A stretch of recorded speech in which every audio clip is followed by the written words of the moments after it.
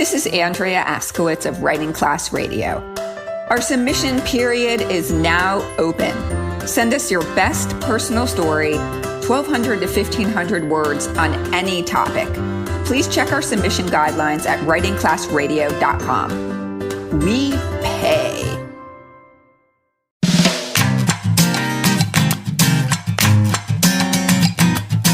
Hey everyone, I'm Allison Langer. And I'm Andrea Askowitz. And this is Writing Class Radio, a podcast created from the stories in our writing class. I'm a student in the class. And I'm the teacher of the class. And we are the producers of the show, along with Diego Saldaña Rojas, our audio guy. Today I'm your host. In this episode, we are bringing you our live show with award-winning solo performer Ann Randolph, recorded at the Lightbox in Wynwood. Let me set this up for you so you can feel like you were there. It was just a couple of weeks ago. The theater was a big U shape, and I was standing right smack in the middle. I was wearing pink high heels, jeans, and a black shirt. Andrea was wearing jeans, elevated flip-flops, and a black shirt. Anyway, okay. On this episode, you will hear part of the live show as well as an interview with Ann. I've always wondered what's behind the successes and failures of performance artists. Where do they get the courage to bear all? Ann Randolph answers all those questions and more. But before we get to that, Andrea and I both tell you why we write and share our stories. So, I want to introduce our musicians, Daniel Correa and Ahmed King. Ahmed is a world-renowned guitarist and producer, and Daniel is 19. He's a student at the University of Miami. 20, he said 20. 20? I'm Happy sorry. birthday. He must have turned 20 since Friday. Sorry about that. Like a year. Anyway, his song Don't Stop, which you heard when you were walking in, just broke into the top 40. So give it up. American Top 40, you guys. Casey Kasem. These guys. It's dead. Okay. Yes. Anyway, this is the first episode of our third season. We have 22 episodes on iTunes. And if you like, you can always rate and review us. We love that. You can send in your feedback. We love that too. She likes the bad feedback. I like the good feedback. But this is our 1-year anniversary. So how's it? Not of marriage, because I'm not gay and she has a wife. But of this podcast. Our first launch was in October, and we've been working together for a year. So how's it been working with me?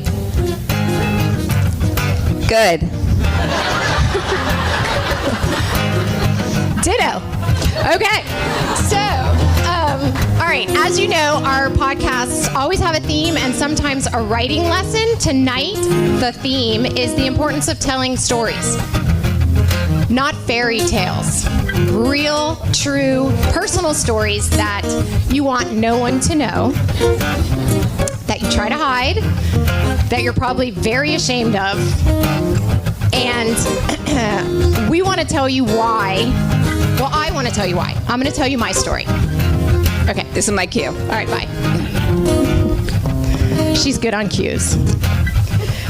Okay, so about a year and a half after my daughter died, and I'm not telling that story and making everybody sad. If you want to listen to it, you can listen to the first episode. But I'm driving back from Publix, and on WLRN, I hear a advertisement for a writing class from some lady named Andrea Askowitz. Never heard of her.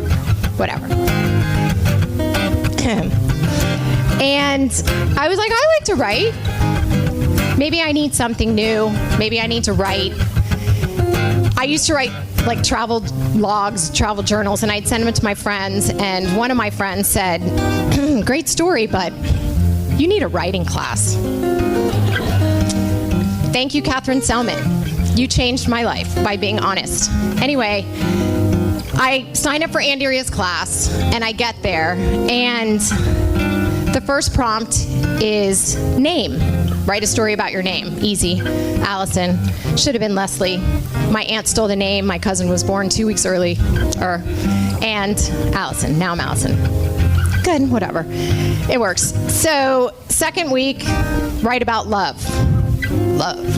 I don't need to tell these people about love. My love life sucks. Okay. I'm going to write a story about my dog, Molly. I love her. So I did. And after class, Andrea pulled me aside and she said, you need to get personal. So she said, I want you to go home and I want you to list all the things you don't want to write about. You want no one to know.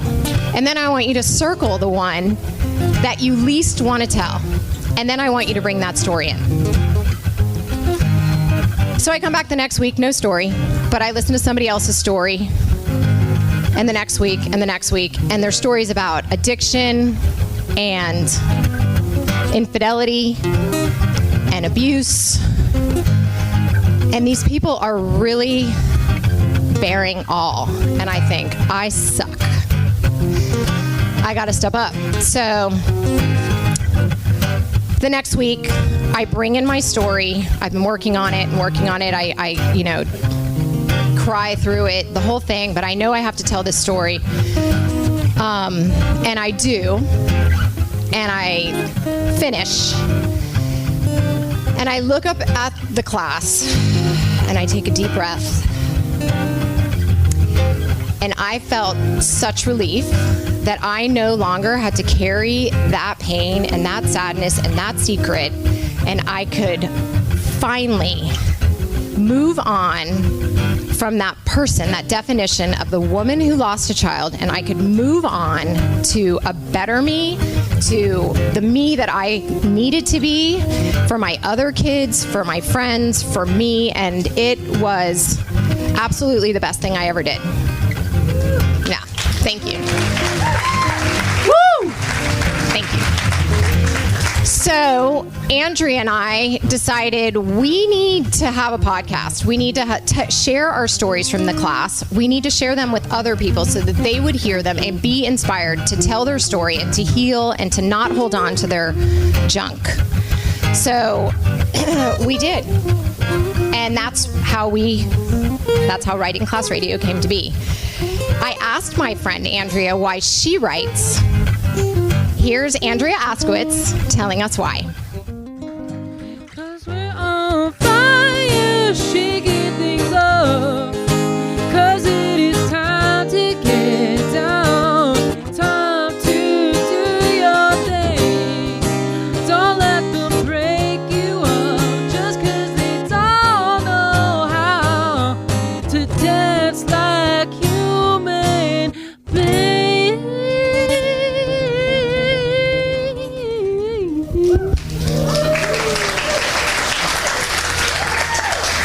Daniel Correa. Thanks, yeah. Thank you, Allison. 13 years ago, I was in my very first memoir class. I was also 8 months pregnant. I got pregnant on my own because I was almost 35 and I didn't want to lose the chance. And also I was single and also a lesbian.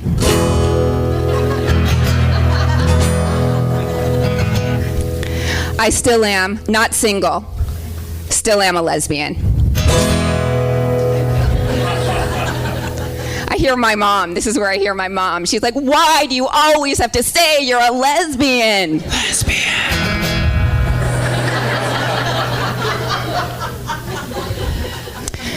So, pregnancy was not fun for me. I bought sperm, I went through this whole effort, and it was everything I wanted. But I had, what I was diagnosed with was, that's not the funny part.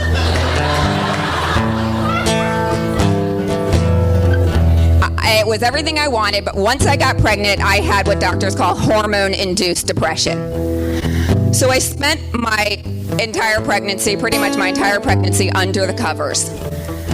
I would go to my job, which at the time I really liked. Before I got pregnant, I really liked. I was the director of a nonprofit organization called Bike Out that I founded.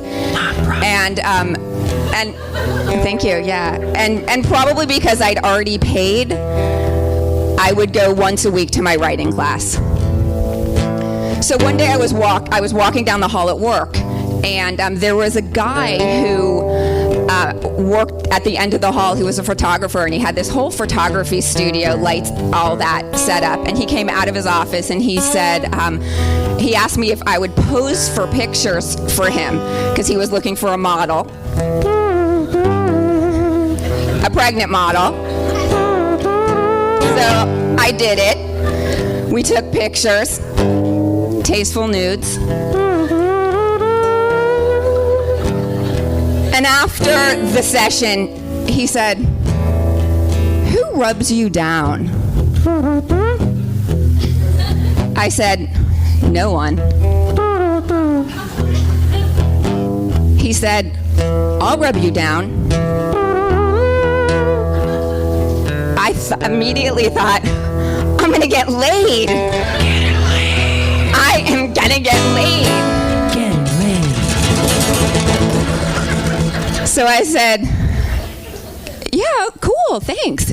Yeah, I'd like that."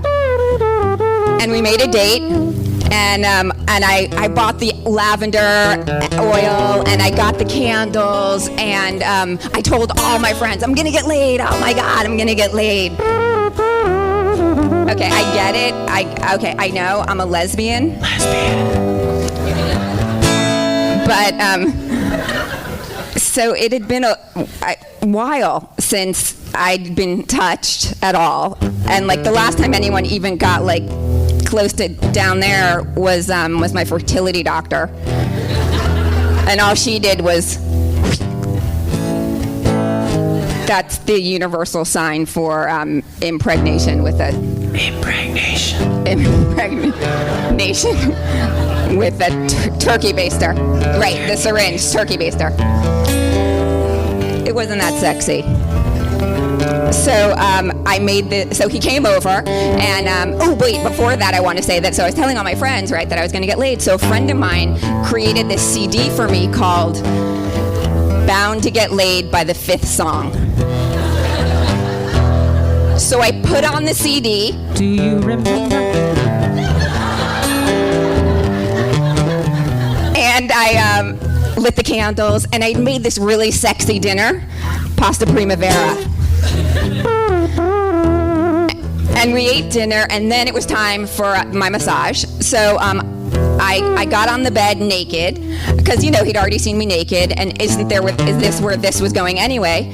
So I was like huge pregnant, and so I was kind of on my side, and he was starting with my back and like shoulders, arms moving up, and then he like did this he grazed my anatomy, and I said, "Do you want to take your shirt off?" Shirt off. He said, "No." So then we continued the massage, and at this point I was on my back, and he was like up and over and around on my belly and getting really into it in two hands, and then he was like totally full frontal, and I said, "Do you want to take your shirt off?" Shirt off. No.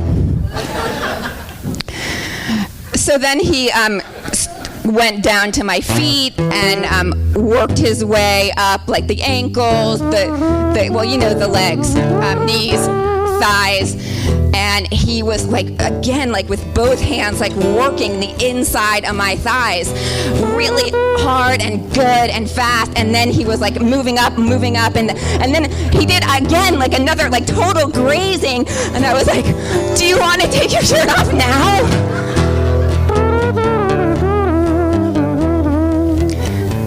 He said, "No, I'm good."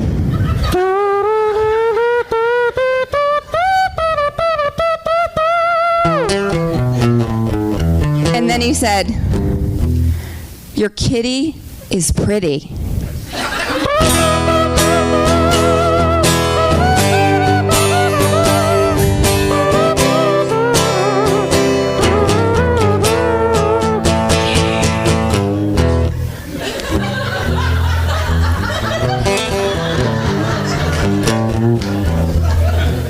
And then he left.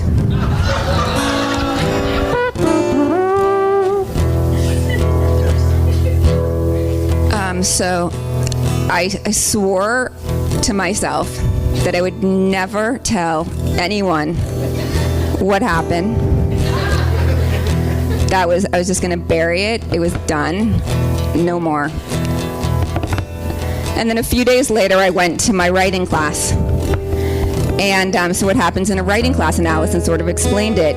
So you get a prompt, and then you write. And I don't remember what my teacher, Terry Silverman at the time, I don't remember the prompt she gave me. Maybe it was a time you felt totally pathetic and desperate. Or maybe it was write about something you wouldn't want to tell your mother. Or maybe she just threw out a word, a random word. Like maybe she threw out cat.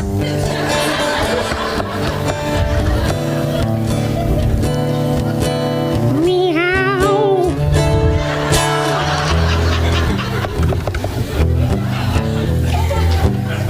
Whatever it was, I wrote the story about the man who rubbed me down.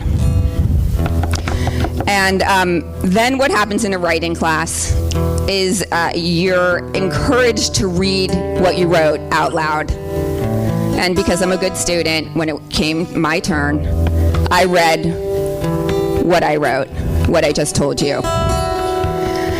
And what happened in that class changed the course of my life. That class turned me into a storytelling missionary. Because what happened when I told that story is my classmates died laughing. They laughed so hard that I knew they got me. No one in my class asked me to take a shower. No one felt sorry for me. And I don't think there were any lesbians in that class who were pregnant and had thrown themselves at a man and then got rejected. But I knew by their reaction that they'd all had some kind of experience where they felt pathetic. So I walked in feeling really, really lonely. And I walked out feeling pretty okay.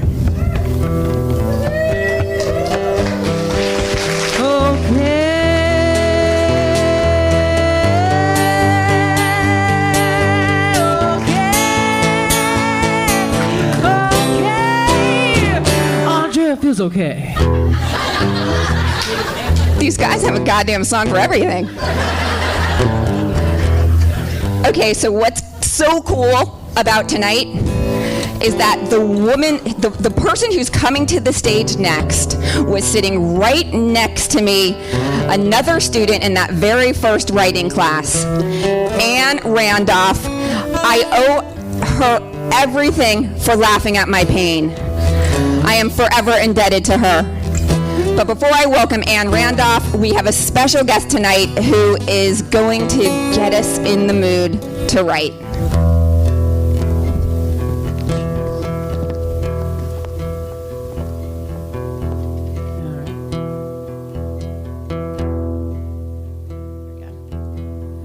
Ann performed on stage for an hour. What you're about to hear are segments from that live show as Ann tells the story of how she became a solo performer on Broadway and then lost it all. Right after Andrea introduces Ann, Ann walks on stage wearing a blonde wig and a new agey, long, blue, colorful dress. She was playing a character she calls Shanti Lightgiver, a woman who's written a book called My Yoni Speaks.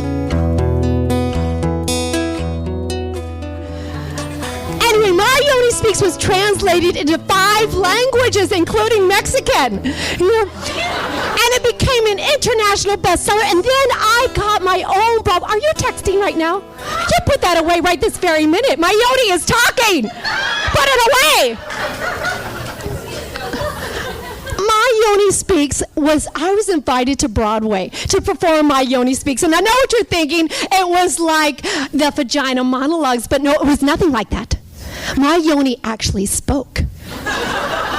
And the most quoted line from My Yoni Speaks was, "I want you to bang me, baby." I don't know why it sounded like a black man, but it did. Anyway, Oprah loved it, and she invited me to the Oprah show to be on her show, the culmination of fame and fortune. And I get on the Oprah show, and she starts talking to my Yoni, and I think Oprah likes my Yoni. And she says, "Well, Shanti, what's your story? What's your story?" And I just froze. What's my story? What is my story? I know Yoni's story, but what's my story? And Oprah saw that, and she cut to commercial break. And I went to the green room, and I just started freaking out. I'm like, what's my story? What's my story? What's my story? I can't keep saying these words as Shanti Lightgiver when I need to be saying them myself as Ann Randolph. I just freaked you out a little bit, didn't I? Yeah. She freaked us out because she ripped her wig off and then stepped out of her dress. She stood in front of the audience wearing jeans and a dark t-shirt. Her natural brown hair was tied in a low ponytail. Her stance was slightly hunched, and her arms hung at her side. My whole life, oh my God, all I knew was how to slap on a wig and become somebody else. And it started early on when I saw Carol Burnett. Anybody in here Carol Burnett fans? Yeah! I love Carol Burnett. All her characters were wild misfits, like these oddballs living on the margins of life. And I was so attracted to these wild characters. And my parents indulged me.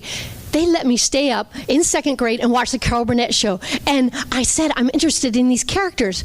And then they let me go to thrift stores and costume shops and pick out all these wild characters in second grade, picking out the outfits I wanted to wear.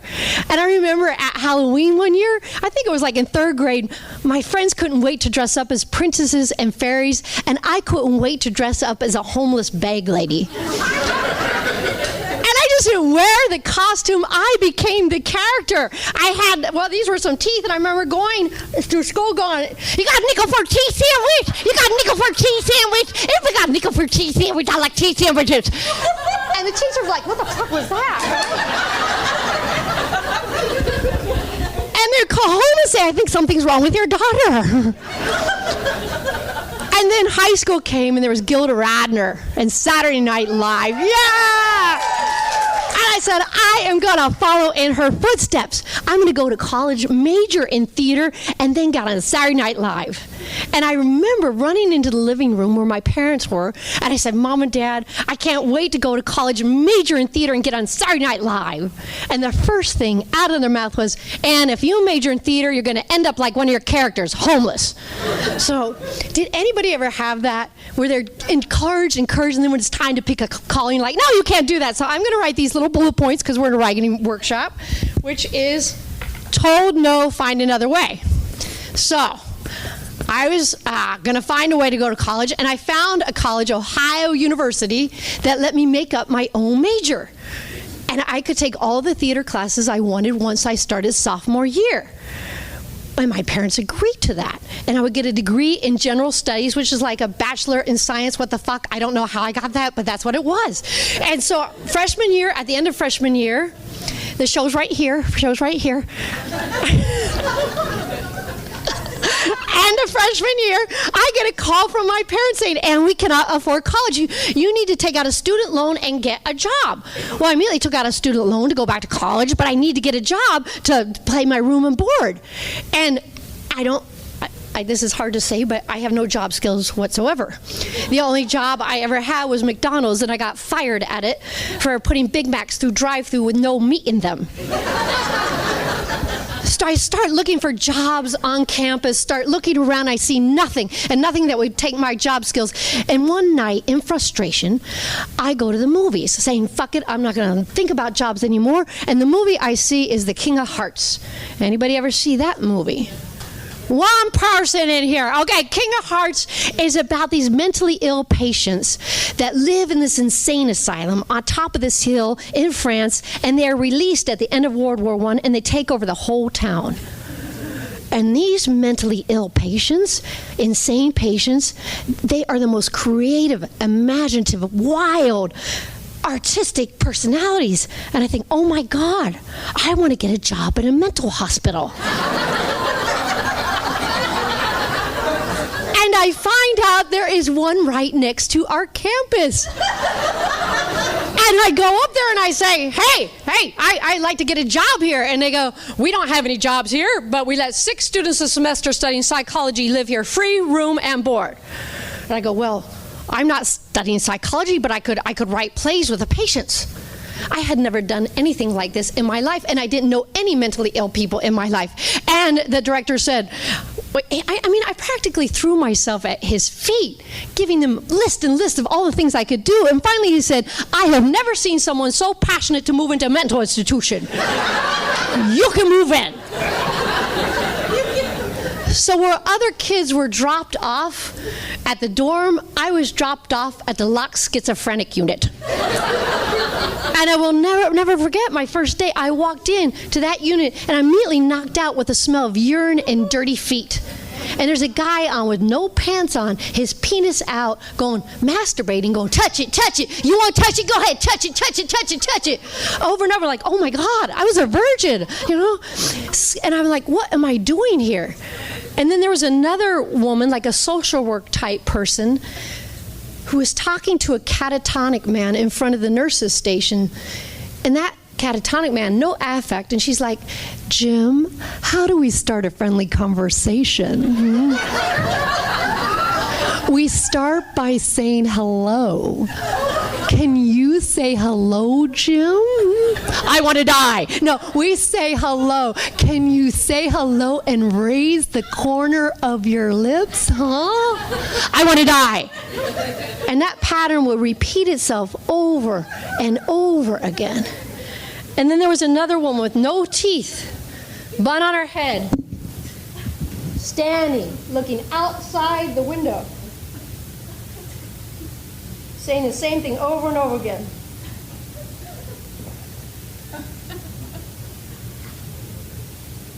I want to go home.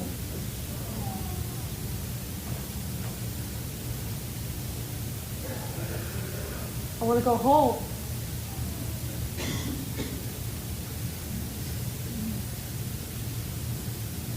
Do you hear me? I want to go home. I want to go home. I want to go home. I want to go home. And it was nothing like the King of Hearts.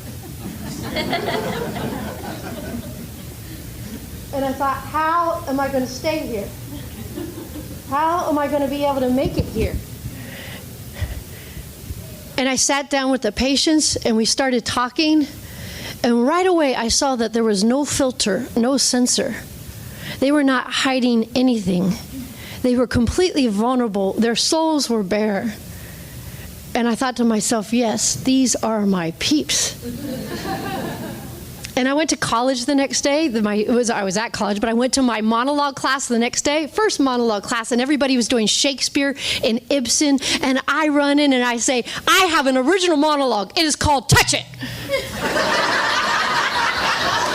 right away the professors are like, oh my God, you can't say that, and you're inappropriate. Inappropriate. And then luckily I had another TA that was right there who pulled me aside and said, Ann, what you're doing, it has humanity, it has pathos, it has humor. You keep going.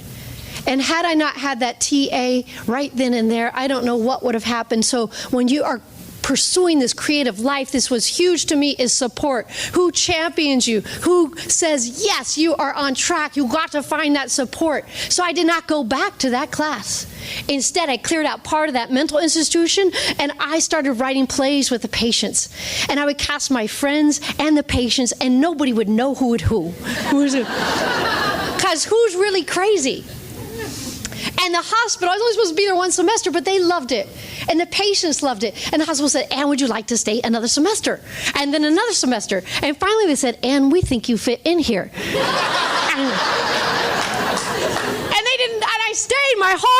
So I stayed in this mental institution, and they said, we noticed you don't have a car, Ann.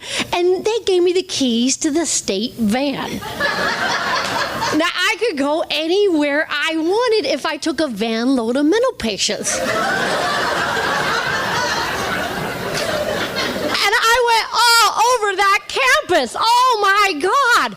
I had a boyfriend that was not in the mental institution, thank God. He was playing in a rock and roll band down on campus, and we would show up, 12 schizophrenics and myself, and we'd hit the dance floor like each would throw one wave, moving and groove, and it was like instant party. Well, after 4 years of living there, it was time to graduate and say goodbye to this incredible family. These were chronically institutionalized, never going to leave the Athens State Mental Hospital.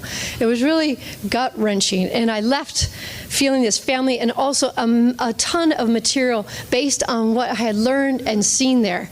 And I was on my way to New York City to lay it on the line, get on Saturday Night Live, but I had no friggin' money, which was always an issue.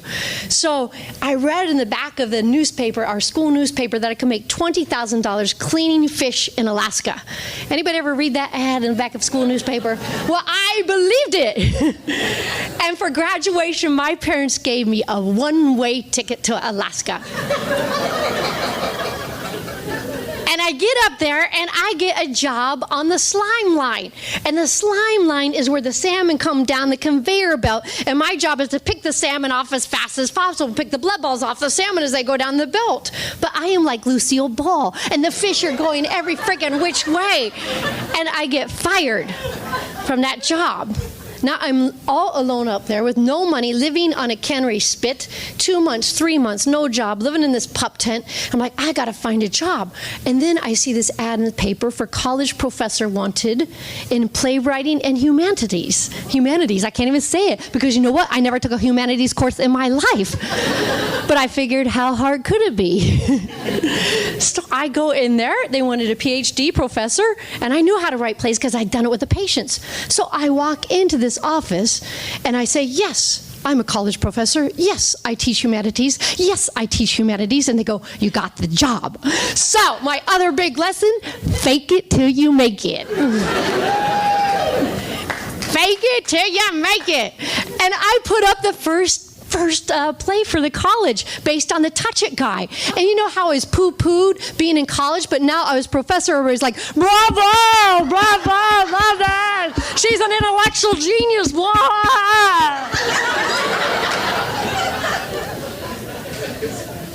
Fake it till you make it. So I started making money. And I could have moved out of my tent, but instead I squatted in an old gold miner's cabin that was out 2 miles from the town. I had to wear a little ski lamp to go in and go out. But I was partying at the time, so I'd be drinking, and so I got scared that I'd be skiing out. It snows 70 feet in Valdez, Alaska. I thought, no, I'm going to be drunk out here in a snowbank and nobody's going to find me. So this was very important, though. I didn't want to move into an apartment because then I wouldn't have the money for New York City. So sacrifice. What are you willing to sacrifice to pursue this writing or any artistic goal or any creativity? So sacrifice. I stayed living in the tent for 4 months, then moved into the gold miner's cabin, and then I thought, I'm going to friggin' die out there. I'm going to die in a snowbank and nobody's going to know. And I got to find another job. I got to find, not another job, but I got to find a place to live. And I saw this ad. Thank God for ads in newspapers. This one said, youth minister wanted free room and board in a church basement. I am not a youth minister. But I love kids and I love God. How hard could it be? So I get the job as the youth minister. I party at the Pipeline Club till 5 in the morning, then I put on the youth minister suit. And I saved, after 1 year of all this, $20,000, and now I was ready for New York City. Yeah! Sacrifice. So I stopped in Boston to see my old boyfriend on my way to New York. He goes, Ann, get your feet wet here first. I'm like, no, I'm going to New York City. But I thought I missed him. It was a long-distance relationship. So I stayed in Boston for a year, and I got in the best comedy groups, and we were making out, and life was good, and I loved him, but I knew I wanted bigger fish to fry. I was in New York City. So after a year, I'm going to New York City. Only thing was that I used up all that money. Yeah. So I knew newspapers had served me well. So I put an ad in the New York Times saying, Alaskan bushwoman seeks free room and board in exchange for tutoring in the arts and or companionship. Yes, and I got a lot of freaky calls like, let me in your bush, woman, let me in your bush.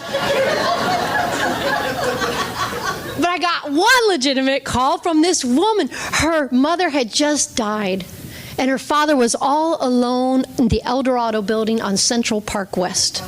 Anybody know that building?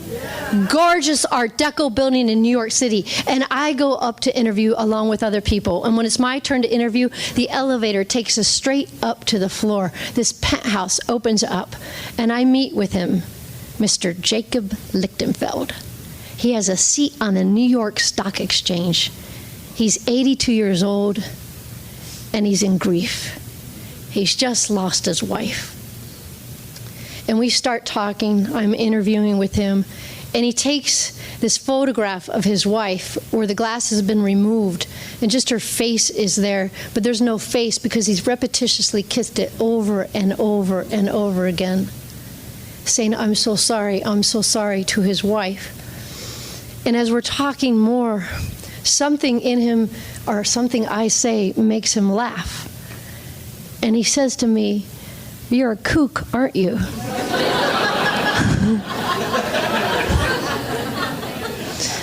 And I go, maybe. And he goes, you got the job. So I move in. My bedroom, I have my own bedroom overlooking Central Park, and all I have to do is eat gefilte fish with them every morning. That's my only job. It's wonderful. And I forgot to put this on. Intention. That's what I did. I put an intention in the newspaper. That's what happened. And so I start going around trying to get an agent, trying to find out how to get on Saturday Night Live, and going to see shows every single night of the week. And what I see are people that are so much better than me. I see Lily Tomlin. I see Louis Black before he's made it, and he's performing the shitty basement for 12 people in a midnight show, and he's an intellectual genius, and I think if Louis Black hasn't made it, how am I ever going to make it? And Lily Tomlin, who has that incredible physical comedy, and I compare myself, and I totally lose faith that I will ever make it as an artist. I lose all faith in myself. Comparison kills creativity. That's what happened to me in New York City. Anybody ever have that one? Oh, I got a little thing there. Comparison kills creativity. Is this mic going to come back on by any chance? Comparison kills creativity. And I just lost all faith. And I thought, I got to figure out my life because it's not going to be a life as an artist. And the school year was ending. I had a little part-time job where I was helping with after-school kids, and that was ending. I thought, I need to make a chunk of change fast. I don't know how I'm going to do it, but I need to make money fast, go back to school, maybe get a master's degree, do something. And just then the Exxon Valdez crashed. And that was the town I was teaching college in. And they were paying $2,000 a week to clean oily rocks in Alaska. And to me, at that time in my 20s, that was big money. So I take my last bit of money and I go up to Alaska and I get a job working the oil spill. And I clean those oily rocks 16 hours a day with cheerleader pom-poms in oil. Oh my God, covered up to here in oil, just oil. And I remember on my one day off, I went to a hot tub and literally an oil sheen came up from my body. Hardcore work, grunt work. But I was making money. I thought, I'm going to keep doing this. And then they decided to pick a winter crew to go out to sea for a year, making that same amount of money. And the only job requirement was that you knew how to drive a skiff. Now, a skiff is a little boat with a little horsepower, 35 horsepower motor. I don't know what it is, but you have to drive a boat. Well, I didn't know how to drive a boat, but I figured, how hard could it be? Because I figured once out to sea, they can't turn back. So I get the job. And I go out to sea. And I am the only woman on this boat. That's what I did not know. With 13 men with 8th grade education from Louisiana, good old boys. Except one guy, a Filipino who had a master's degree in theater. And he came up to hear on me, and we fell in love. And let me tell you, that is the right height for a guy, because it's like, woo, yeah, feels like really good. His name was Amado. And when there was no fraternization on the boat, so we had to sneak around to have sex, which made for very juicy sex on that boat. I'm feeling juicy. Yeah, and also, what got me was Amado, because he was Filipino, and there was also an Afro-American cook on the boat. They never learned his name or Amado's name. For example, with Amado, these guys, these white good old boys, would say to Amado, "Hey, Julio, get that rope. Hey, Julio, start that engine." Hardcore racism that I'd never, ever seen in my life. And I'm on a boat trapped with these guys. Not to mention the sexism. Being the only woman. I would come down to the galley to eat my breakfast, pancakes, sausage, wouldn't matter. There on the TV is a VHS tape of some girl bent over from behind getting it. So I'm watching porn as I'm eating 24 hours a day. And I thought, I'm not going to make it out here. I'm watching porn. There's racism, sexism, and I could feel that anger, that rage eating up at me because I wanted to express myself. I couldn't take it, but I'm cooped on this boat. So what happened was the impulse to tell the story. The impulse to express came back. So I figured they're not going to change, but I'm going to illuminate this with my little comedy act. So as they are watching the porn, and this is something I did learn about porn, I figured, it would have been a lot easier to make my living writing porn. Because it's so easy to write porn because it is just a call and a response. Like the guy will say, "Do you want me to fuck you?" And the girl will say, "Yes, I want you to fuck me." And the guy will say, "Do you want me to fuck you?" "Yes, I want you to fuck me." Call and response. And then right before he's going to climax, he goes, he adds an ER. "Do you want me to fuck you harder?" "Yes, fuck me harder." If you are laughing, you have watched porn. Yes, you have. And these guys, so they'd be watching the porn, and they would sit, so I decided I'm just going to do what they're seeing. So I walk in while they're on the galley. This is so hard to do with a microphone. They're watching the porn, and I would come in and I go, "Come on my face. You want to come on my face? Come on my face. Come on my face. You want to come on my face?" They're like, "Whoa,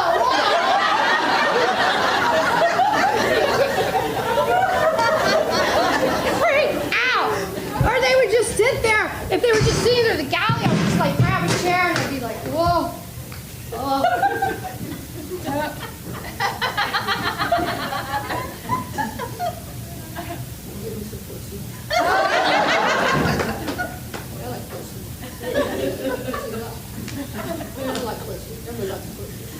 And I would just do whatever they were saying, I would just mock them, and they would laugh, and I got my self-esteem back from these guys on the boat. It was amazing. And I thought, oh my God. Well, after 1 year of being out to sea with these dudes, I had saved up a chunk of change. And it was time to say goodbye. Goodbye with a chunk of change and goodbye to another family. They did not change, I did not change, but we found a way to relate.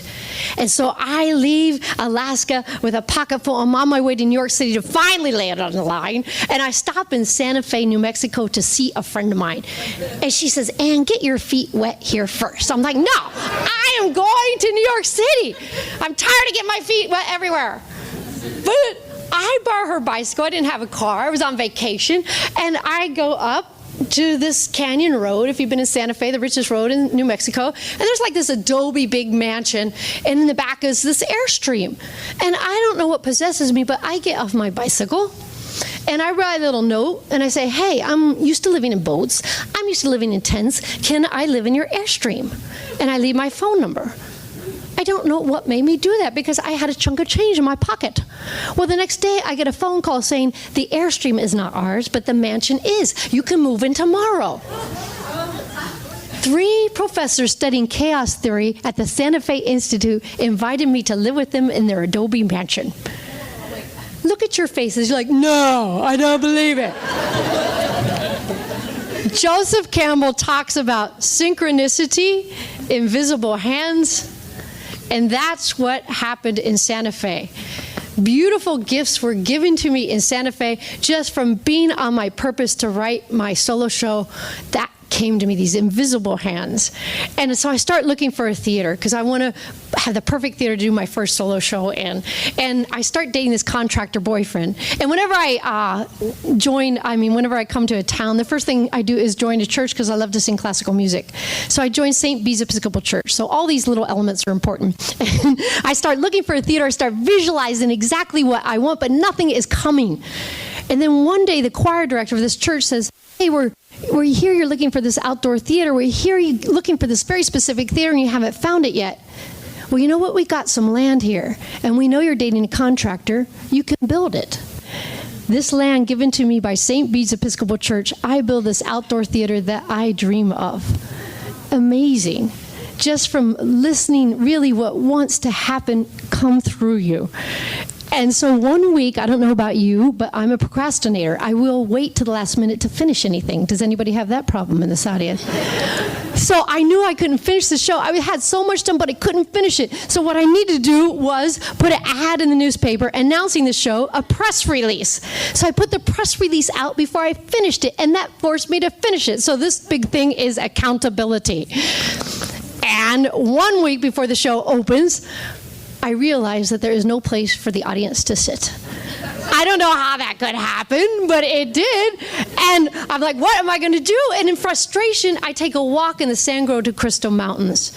And I come across this good old boy. And I say, you're not going to believe this. I have this beautiful theater that I just built. I'm going to open in 1 week, and there's no place for the audience to sit. And he goes, don't worry, ma'am. I got a set of bleachers in my backyard. I'll pull them in tomorrow. And just like that, a set of 150-seat accordion bleachers come into that theater. Amazing. Joseph Campbell, that invisible hand helps when you're on your path, when you're following your bliss. So I put up my show, and I get my first review in the Albuquerque Journal, and it's fantastic. And the New Mexican. And I get my SAG card, my actor's card. And I get cast in a spaghetti western. And there's a director who cast me, and he says, Ann, you're so funny. After this movie, what are you going to do? And I go, I want to go to New York. I want to get on Saturday Night Live. He goes, well, if you want to get on New York, you need to go to Los Angeles. I'm like, what? He's like, yes, Los Angeles, California. Anybody that gets to Saturday Night Live comes from this school called Groundlings. Has anybody heard of Groundlings in here? Yeah, it's the comedy school. And so I didn't want to go to LA because to LA, to me, where all the fake people lived. I was from Ohio. And I didn't have any money now because all the money had gone to building that theater in Santa Fe, New Mexico. So I had to find a job. So I got a job at a homeless shelter for mentally ill women. The graveyard shift, 7 at night to 7 in the morning. And why did I take that job? I took that job because I had to go to the Groundlings school. If you wanted to get in the company, you had to start the school at beginner level. And I had, this job was $8.60 an hour, and I could sleep there just a little bit, enough to have energy during the day to take the classes. So I start at beginner level in Groundlings, and I'm in the class with Will Ferrell, Sherry O'Terry, Chris Kattan. And then I make it up to intermediate, and they do too. And then I make it up to advanced, and hundreds of people are being weeded out of the school, and we keep making it up, and then finally we make it into the company. And I'm performing every week with him. And the characters that I am doing are coming straight out of the homeless shelter, being inspired by them. These women, especially the crack whores and the prostitutes, oh my God, the things that came out of their mouth, but what came out of their mouth was the friggin' truth. And I'm turning into what I would do at night. I would start creating and playing with my characters while the women were asleep. And let's put on some crack whore music right now. At this point in the show, Ann takes off her t-shirt and jeans. She's wearing a bustier, which barely holds up her giant boobs. The pantyhose look used up, torn, and dirty. She grabs another wig that appears to have come from a garbage can just outside the theater. She looks trashy and sexy all at the same time. And then she went off mic, which is why next you'll hear an interview we had the following day. I asked Ann why it was necessary to start the show in costume. Shanti light givers coming from my own, I sound a little bit like her right now, just doing her, I sound like that's what she sounds like, is I teach at Esalen and I teach at New Age spiritual centers, and I'm often around people that are really into meditation, which I do meditation. I think is my own alter ego that can't meditate worth a damn, but continues to try to meditate and do spiritual things, and I suck at it. So I created this alter ego that is like over the top. Shanti, like all the characters, are important to me because they're just sub-personalities. Like I think we all have these different people within us, residing within us, and like shadow selves. And so I like starting her off because she's in full costume, full wig, full makeup, and it's me. One of the ways that I hide. Of course, I don't go out in the world looking like that, but I know I have a particular mask on in certain areas. And so I just heighten that mask. And I think for the longest time, I would, I was aware of these masks. And my whole idea is how many can I peel off and get to just me? I wanted to understand what's going on for her when she walks into the venue for the first time. When I walk into the theater, the first thing I'm checking out is the space and how to create intimacy within that space and community before the audience even comes in. So arranging chairs, I mean, that's a physical thing. The other thing that I'm thinking about, I'm doing exercises to try to get myself present in the room. So instead of just warming up on stage, I will go to all the different places within the stage, like the last row, and speak to the center stage, to the side row and speak to the center stage, trying to energetically create a community before I even begin. Does that make sense? Oh, yes, it makes sense. I saw you sitting up in the rows, and I'm like, what is she doing up there? Because I was so nervous about my own stuff. Like, I couldn't think about anything. I mean, I wouldn't say nervous, but I was still trying to figure out what I was trying to say and how I was going to get it across. And I was excited, but I noticed, like, everyone else was really calm. And so I was wondering, like, is it just because you've done it so many times, or it's just because you're out there? You don't walk into a room and worry about what people are thinking or do you? No, I care a great deal, and I work with that too. No, I'm in the toilet. I have diarrhea every time before a show. I mean, I have terrible nerves. I've always had terrible nerves, and yet I always tell my students, feel the fear and do it anyway. And so I'm working with the nerves, and I've gotten better over the years with that. And the other thing that I really work with is to be the best on stage, you have to really try in your life to be really great energetically. Like, all that sounds very woo-woo energetically, but for example, like I used to eat at McDonald's. I had a McDonald's addiction. Big Mac, yes I did. Super combo, large. And I was like, I had to eat, and I could see that it affected like all the crap, like I was heavy out on stage. So there was something about with creativity, I think it was like an eating disorder with McDonald's, that I had to let go of that in order to be the best on stage. It was getting in the way of my performance. And the same with, like, Julia Cameron talks about crazy fucking makers that are in your life. Like, you have to weed out a lot of stuff, I think, to be your very best. And what is it for you? And to me, it was like I had to learn to spend a lot of time alone. I had to remove myself from situations that were just kind of nutso, and I really changed the way I ate, and then I worked on meditation. So have you ever gone out and bombed? Yes, I've gone out and bombed many times. Okay, so this is really cool. I didn't even do this in the show. So Squeezebox, after it closed in New York City, it was devastating, and I lost pretty much all my faith. I don't know if that's on there. No, that wasn't. I don't think it was. So I'm going to talk about it. So to get this culmination of, I was working in the homeless shelter, and then for 10 years and 20 years working at my craft and not making it, getting awards, bestseller show in LA by the LA Weekly Ovation Award, and just pretty much getting to that point of wanting to give up and lose faith. And then I was discovered by Mel Brooks and Ann Randolph, and I was working at the shelter at the time, and they said, we want to take this show to Broadway and we want to make a movie of it. And this was incredible for me because this is what I've wanted my whole entire life. And I remember Ann Bancroft saying she wanted to play one of my characters, and I go, which one? She goes, the crack whore. I mean, this character that nobody else wanted, Ann Bancroft wanted to play. So finally, after 10 years at the shelter, $8.60 an hour, I was able to quit my job. And I went back home to live with my parents in Ohio to get ready to open in May. And that's when the call came in from Mel that Ann was diagnosed with cancer and that we need to postpone the show to August, that she was going to be okay, and that they were turning me over to another producer to handle the media, the press, all that, to get it ready for the opening in August. But as the months went on, I heard very little from this other producer. And it was a really hard time because I wanted to call Mel, pick up the phone, and tell him, look, you can't open it 8 shows a week on 42nd Street with not a big machine behind you marketing.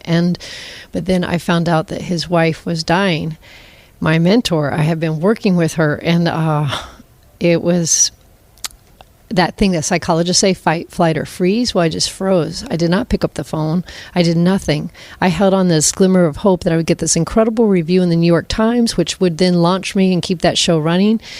And because I'd only gotten really beautiful reviews in my life. And so the show opened in New York in August. Mel Brooks and Bancroft were there, and my parents, everybody was there, flew in, and I got a great review in the New York Times. But it wasn't enough to turn the sinking ship of nobody buying tickets in advance. So Mel started taking out quarter-page ads in the New York Times for $20,000 a piece to try to turn it around. My parents started going up and down a half-price booth, TKTS, saying, please come see my daughter. Please come see my daughter. I think it was the most heartbreaking experience to get my dream and to know that it was dying in the very same minute. And so the show closed, and I went to, I didn't really have anywhere to go. I had no money. I went back home to live with my parents, and thank God for my parents. And I stayed with them. And I remember being in my bedroom with books on the wall, like do what you love and the money will follow. And I'm like, fuck you, crazy. And really wanting to give up completely after years and years of this. And eating, sleeping, masturbating, and just all the kind of things that you do, the addictive stuff you do to try to not face the feeling. And then my mother had a stroke and was paralyzed on one side, and my father was diagnosed with inoperable lung cancer. And the grief was too much in that time, and I wanted to die. I remember I went down that dark hole, and it was right around my birthday. My friends sent me a book of poems by Rumi, and I did that thing that desperate people do, which is you look through a poetry book and you try to find the poem that speaks to you, that will offer you salvation, hallelujah. And the poem I got was that chickpea leaps to the edge of the pot where it's being boiled. It says to the chef, why are you torturing me? And the chef says, you think I'm torturing you, but I'm giving you flavor, more character. Now boil some more. Thank you, Rumi. And so that was a big, when I read that, it was not like a huge epiphany, but it was like a little shot of faith, because I knew that everything I had written up to this point, every little boiling I'd had, I become more fierce as a writer, more fierce as a performer. I got more wild. Liberation came from the wax, I have to say. So I picked up that pen and started writing about all these losses of Ann dying, my dream of Broadway dying, I've had no money dying, no home dying, now dad dying, mom had a stroke. It was too much. And in writing about it, once again, writing always saves me. I could feel myself starting to move through it a little bit because I was expressing what was deeply in there. And this sounds very woo-woo, but when you show up to the universe that you're back on, that you're going to pick up that pen again, miracles happen. And my old boyfriend's mother was an old boyfriend who asked me to marry him. He had a vineyard in Napa. I don't know what I was thinking. I didn't say yes to him. But his mother was in the audience along with him the first week it was in New York City. And she heard what had happened. And she sent me a check for $10,000 and said, get back on your feet. And I'm going to say her name is Joyce Carroll. Yeah, she's a beautiful, beautiful woman. So anyway, that was a gift to me. And I was able to also with another, Marcia Stein, who offered me a free place, this like penthouse in Santa Monica to live in. And she said, get back on your feet. So I had this free room and board in this penthouse in Santa Monica, $10,000 from Joyce. And like, okay, and I'm going to keep going here. So I kept going. And then I started writing about the show with grief. And here's where we get to failure. So now, in that show, the one other miracle happened. A huge producer saw Squeezebox in New York City before it closed. It only lasted like 3 weeks and dead, right? Before there's nobody in the seats, even with the great reviews. And this producer saw it and he said, 1.5 years out, I'll book you in all the top regional theaters across the country. And so I had 1.5 years, I would have income coming in. And in the meantime, I kept staying. I think it was a gift because that I didn't get the hoopla on Broadway, that I think about it now, or the movie, because at the time, looking back now, I was able to stay with my father. That makes me cry, but during the time that he was dying, and I was so close to my dad still, feel him, and my mom and dad. Both my parents were orphans. So I think we had a very tight family. So to be with him during that was beautiful. And so when he passed away and my mom got adjusted to life in a nursing home, I wrote about, this was all what I was writing about, these losses, and I put it in a show called Loveland. And Loveland opened in San Francisco in 2009. And by this time, I had a lot of fans who had come to see Squeezebox, the show that had toured around the country. And they came to San Francisco to see the opening Loveland. And I had 3 weeks of previews before this opening. And on the first night of previews, I had some students and friends in the audience, and they couldn't even look at me after the show. And I had one student with no impulse control come backstage and say, it was so cool to see my teachers suck. Fucking hardcore. Yeah. And I'm like, oh my God. And I knew I sucked. And this is why. Because I mean, thank God for previews. You have previews to work things out. But I sucked because I was still hiding behind a mask. Even though I'd taken the wigs away, I was still afraid. I had written with this vulnerability, but I was afraid to show it on stage. It scared the daylights out of me.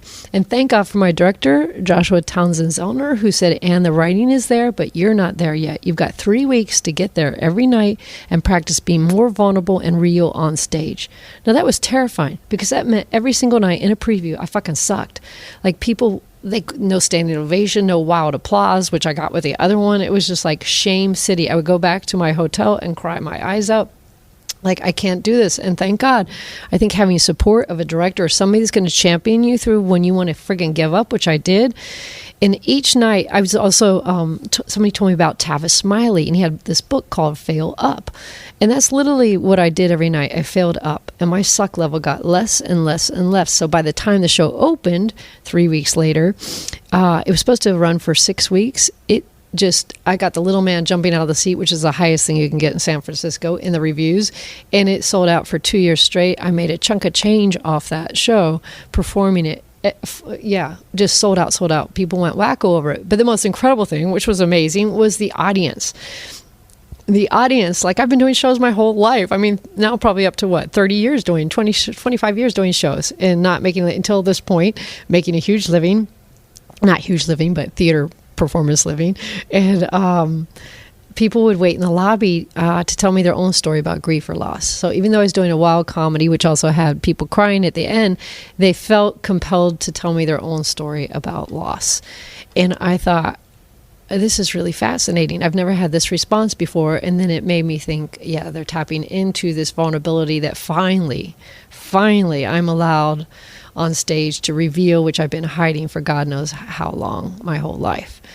And in 2004, the Arena Stage, 2014, one of the biggest theaters in the country invited me to perform Loveland. So it was 8 shows a week for a 6-week run. And I thought, well, what if after I perform the show, I give out pens and paper to the audience?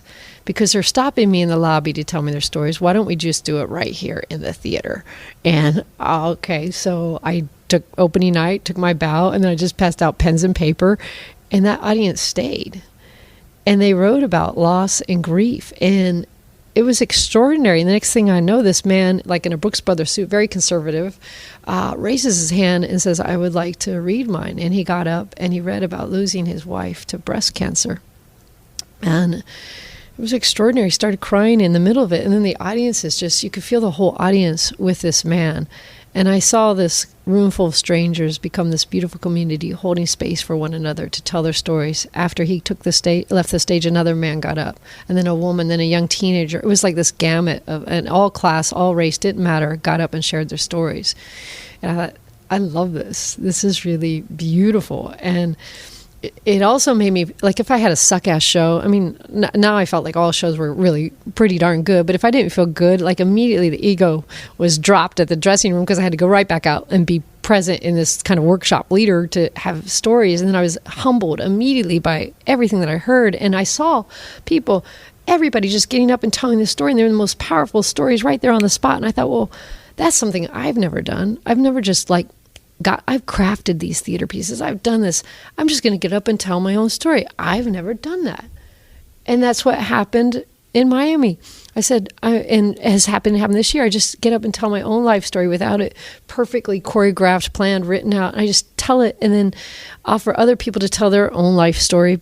Because I feel like when we share our stories, we just give each other permission to be you, to be who you truly are. Right. And we try to hide it and make it like everybody else. I always love Ralph Waldo Emerson, that's somebody I masturbated to. Can you believe that? I masturbated to Ralph Waldo Emerson. I love that you just told us that. I love that. Anyway, maybe I'll have to cut that. I don't know. I don't think so. Anyway, We're not cutting. so he has this thing, insist upon yourself, never imitate.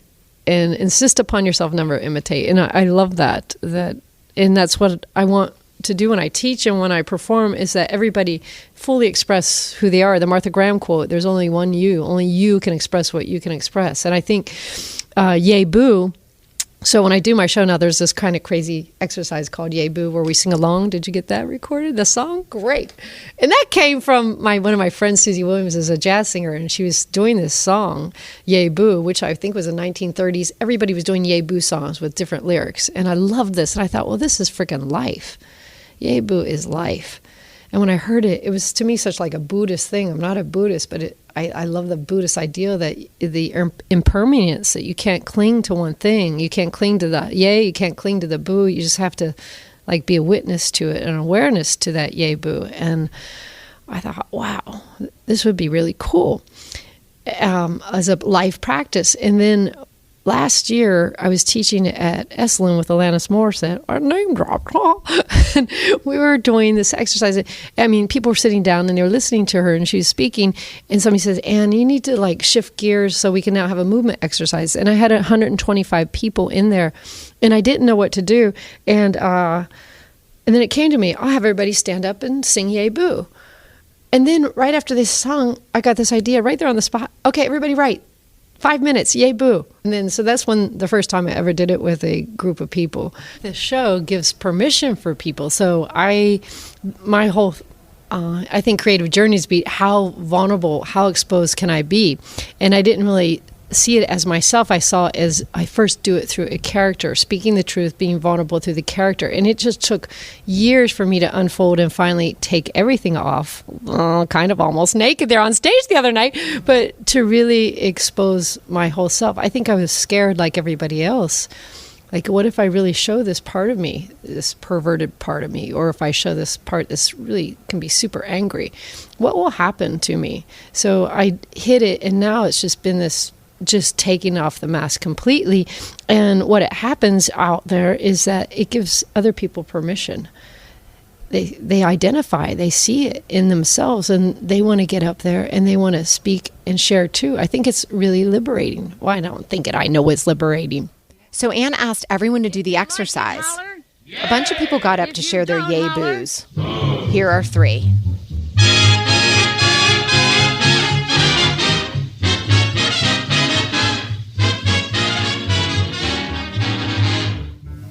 This takes tremendous courage.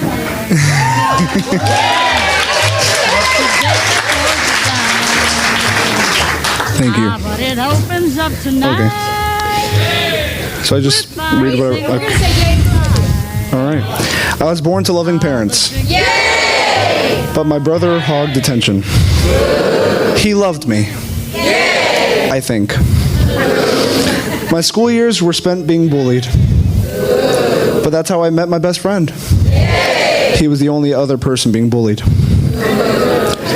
We've been friends and brothers for over 15 years. Yay! But he lives in another state now. But I always found company in women. Yay! Until they eventually all left me. They said I was a good guy. Yay! Just not as good as the other guy.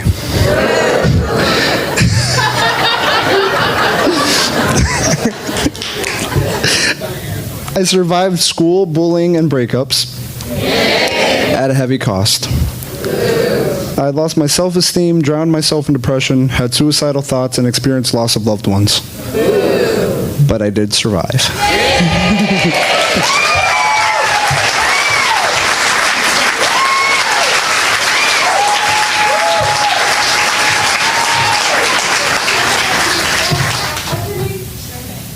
Come on up, and then you're going to go. Okay? Yeah, come on up. Give her a hand.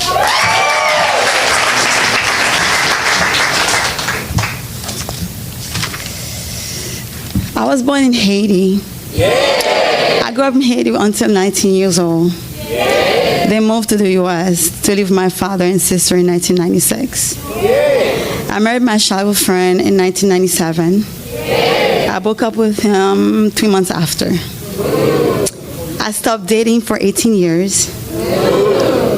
I was debating about dating because of my religion belief until death do us part.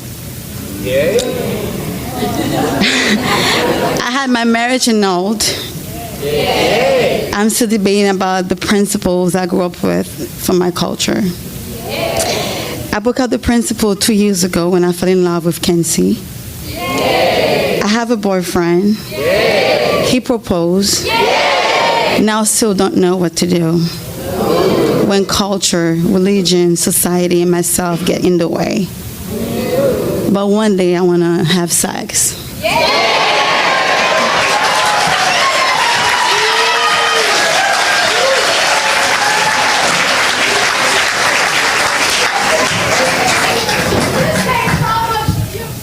I'm Dale.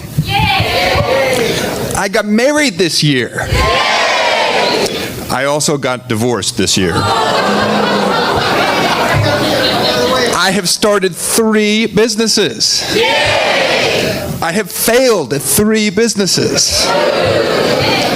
I got a new job this year. It pays a lot less than what I used to make. I am here with great friends tonight. They're moving very far away. I'm great at writing.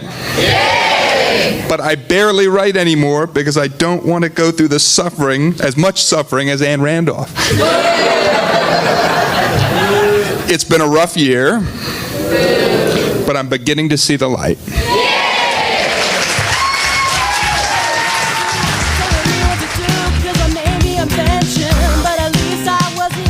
Thank you, Ann Randolph, and thank you, Lightbox, for having us here. Thank you, Evans Paul and Diego Saldana Rojas on sound. Huge thanks to our musicians, Daniel Correa and Ahmed King. Thank you, Concrete Beach Brewery, and our volunteers, Anthony Askowitz, Ben Fistel, Steve Kaplan, Andrea Levine, Victoria Rep, Karen Colasso, Jasmine Rogers, Natalie Santos, Dina Weinstein, and Marvin Jenkins. Most of all, thank you to all the people who came out tonight to support us, especially those brave people who came up to the mic to share their stories.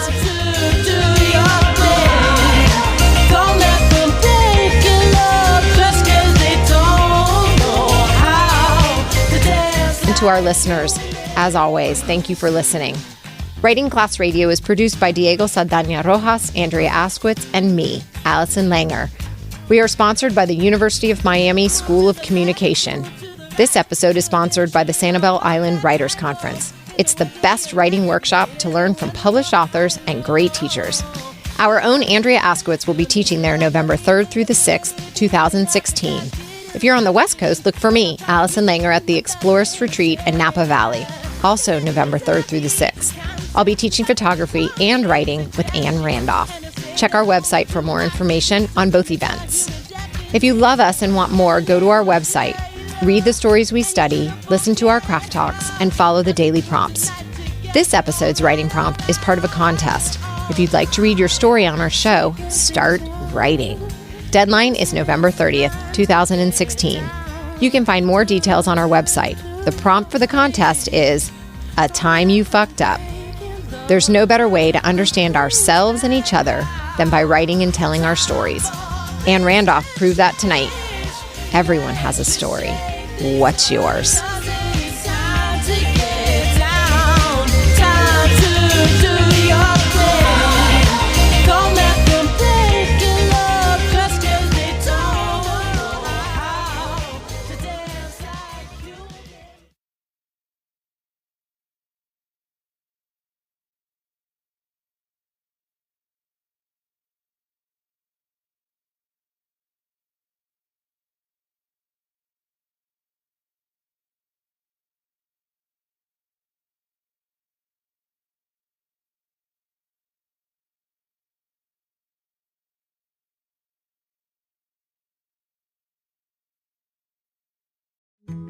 Hi, I'm Avery Rich, host of the Journey into Yoga podcast. I have launched a newsletter called Declutter You. For $8 a month, you will receive helpful tips to help you create the space you need to live and breathe better. Whether it's closets, junk drawers, or your email inbox, we will declutter you. The newsletter also has a free monthly version as well. Sign up now at averyrich.substack.com.